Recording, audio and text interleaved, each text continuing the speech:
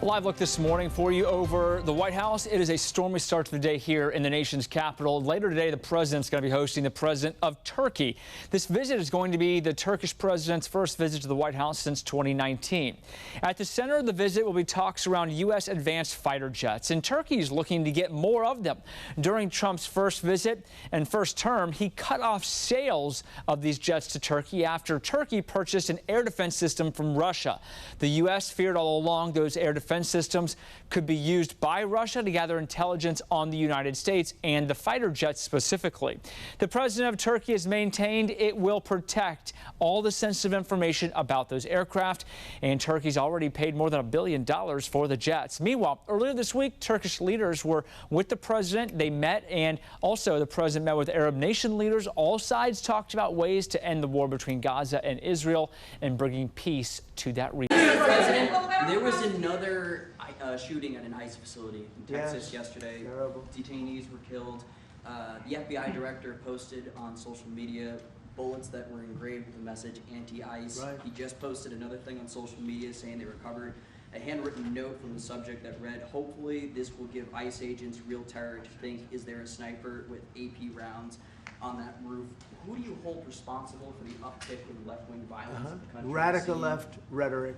The radical left is causing the problem. They're out of control. They're saying things, and they're really dumb people. I mean, I look at Crockett. I look at some of these people. They're very low IQ people, actually. But the radical left is causing this problem, not the right, the radical left. And it's going to get worse, and ultimately it's going to go back on them. I mean, bad things happen when they play these games. And I'll give you a little clue. The right is a lot tougher than the left. But the right's not doing this. They're not doing it, and they better not get them energized, because it won't be good for the left. And I don't want to see that happen either. I'm the president of all the people. But the radical left is causing this. Radical left Democrats are causing this problem. And it gets worse. It gets worse. And it'll be a point where other people won't take it anymore, and that will not be good for the radical left, and we don't want that. Mr. President, furloughs are very typical when the government shuts down. Why is the administration directing federal layoffs of federal workers this time around? Well, this is all caused by the Democrats. They asked us to do something that's totally unreasonable. They never change. They want to give money away to illegally, people that entered our country illegally. They want to give them massive federal money. And we don't want to do that because it means everyone's going to just keep pouring back. Right now we have absolutely perfect borders like you haven't seen in many years. Even better than I had great borders during my 4 years, but these borders are stone cold closed. You can only come into our country legally now. But the Democrats want to give it all away. They want to open up the borders. Take a look at that. Big thing. They want to open borders again after what we're going through now, getting rid of prisoners, getting rid of all of these people dropped out from mental institutions, drug dealers, drug addicts, everything. They're putting everybody into our country. It's all ended now. But this is what Schumer wants. This is what the Democrats want. They want to have, and they want to take our money. We're doing well because of tariffs. We're doing unbelievable. We're making more money than we ever have made. And by the way, we're going to take some of that tariff money that we made, just to get off the subject for a second. We're going to take some of that tariff money that we made. We're going to give it to our farmers, who are, for a little while, going to be hurt until it kicks in. The tariffs kick into their benefit. So we're going to make sure that our farmers are in great shape because we're taking in a lot of money. We're finding, the other day, it was very interesting, they found $31 billion. They said, "Sir, we found 31. I said, "You mean positively, right?" They said, "Yeah, 31 million more than we knew." And they said, "We don't know where it came from." I said, "Check the tariff shelf." They came back the following morning. They said, "You're right, sir, it came from the tariffs." We've never seen anything like this. So what we're going to be doing is we're going to be taking some money from all of the tariff money that we've taken, and we're going to distribute it to our farmers until the tariffs kick into their benefit, which ultimately the farmers are going to be making a fortune. But it's a process of, it has to kick in. All right, maybe one more. I like this guy. I like him. He's from CNN. Fake news, the worst fake news. but I like him. So it's CNN Turkey. I'll get Brian. Go. Syria has been a major issue between the two countries for the past decade. And you said the future to Syria is in Erdogan's hands back in, I think, December and January. And the countries are in the process of integrating lethal fractures into the main government. When do you want to see that happen? Well, I think President Erdogan is the one responsible for Syria, for the successful fight in ridding Syria of its past leader. And I think this man is responsible. He doesn't take the responsibility, but it's actually a great achievement. They've been trying to do it for 2,000 years. I said, he does it, he did it. I mean, they're your surrogates. I think you should take the credit for it. I told him, take the credit. For 2,000 years, you've been trying to take over Syria. He took over Syria, and he doesn't want to take the credit. You know, all of those people are his surrogates. But the leader of Syria, the new leader, as you know, I took sanctions off in order to let them breathe, because the sanctions were very strong. But I think we should have a major announcement today. He was responsible for that victory. It was a victory for Turkey, because they've been fighting, as you know, for like 1,000 years. And it never went, you know, it was back and forth, but he's responsible for that. So he would have a lot to say with respect to Syria. But at his request, I took, and the request also of the King of Saudi Arabia, it's very interesting, and Qatar, they said if you could take the sanctions. We had very strong sanctions. They couldn't have lived with those sanctions, and I took them off to give them a chance to breathe. But the president was one of the people that was responsible for that. He asked me to do it, and I did it. Obama and Biden administrations for their stupid decisions. One example you gave was a refusal to sell the Patriot missile defense systems to Turkey, which resulted in the expulsion of the country from the F-35 program. Now, you are known to be a great deal maker in Turkey. What can you do to undo the stupidity? Yes, CNN show. CNN? Well, because you sounded like a nice guy, but CNN is fake news. I mean, but you sound like the real deal to me, so I'll answer the question. We're going to be discussing the Patriot system, which is the best system. We'll discuss that. We're going to discuss the F-35. We'll be discussing all of the things that you know about and that some of that you mentioned. And I think he'll be successful with buying the things he'd like to buy. What concrete steps can you take? Well, we'll have to see. We haven't even started yet. But I know he wants the F-35, and he's wanted that, and we're talking about that very seriously. And the F-16, we're in great shape. Certain other things he needed, as you know, and I'm going to see to it that we get that to him. He needs certain things, and we need certain things. And we're going to come to a conclusion. You'll know by the end of the day. We've noticed that in the Ukrainian war and during the Israeli-Iran war, the airspace of the NATO countries is very fragile, and it needs to be stronger. And in that sense, Turkey being the second largest army in NATO, it needs to support its air force and air defense. How do you look at this issue in general as a NATO? Well, we support them. I mean, we're in NATO, and you know, they're paying now 5% of GDP. Nobody thought that was possible, and they agreed to that 6 months ago when I was there. And the relationship is very good. The NATO countries are, I mean, with us, is the strongest it's ever been. We used to complain that they're paying 2%, but they're not paying. The United States was paying almost everything. And now they're paying 5%, and they paid. And that's trillions of dollars. You know, we're talking about trillions of dollars. And they're spending that, giving that money to us, and we are giving them great defensive, you know, the Patriots and all of the different javelins, all the different missile systems and everything else that they want. But it's, you know, it's trillions of dollars. So we appreciate that they did that. So they went from 2% to 5% of GDP, and that was something that nobody even would bring up. Biden should have brought it up a long time ago, because under Biden, we paid $350 billion, and all it did is make things worse. So we'll see how.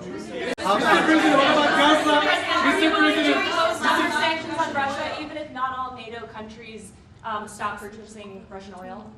We're going to be seeing about that. The NATO countries were disappointing in that regard, but they've been very amazing in other ways. They did, as you know, they went from 2% to 5% GDP, and that's a big step, and it's paid. I mean, they have the money there. And we're selling a tremendous amount of military equipment to NATO. We're selling.